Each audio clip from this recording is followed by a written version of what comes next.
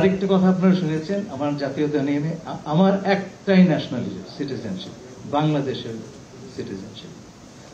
আমি এখানে আসার আগে আমার পরিবারের সঙ্গে আমেরিকায় থেকেছি, কিন্তু আমার কোনো আমেরিকান পাসপোর্ট নাই।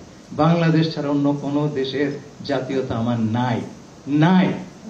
এখন আমাকে যদি বলা হয় যে আপনি জাস্ট বিকজ কেবলমাত্র আমি আমেরিকায় থেকেছি বলে যদি আমাকে বলা হয় আপনি বিদেশি নাগরিক, তাহলে তো কালকে তারেক রহমান সাহেবকে সেই কথা বলতে হয়।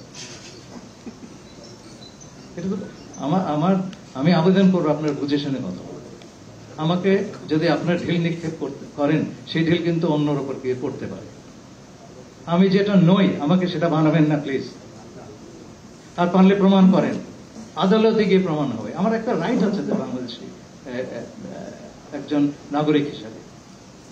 আপনারা যদি সেই রাইটটা রেসপেক্ট না করেন, আমি আপনাদের বলছি না, যে কথাগুলি উঠেছে সেটা খুব দুঃখজনক হবে। সেই কথাটি তাহলে যে কোনো লোকের উপর প্রযোজ্য হবে।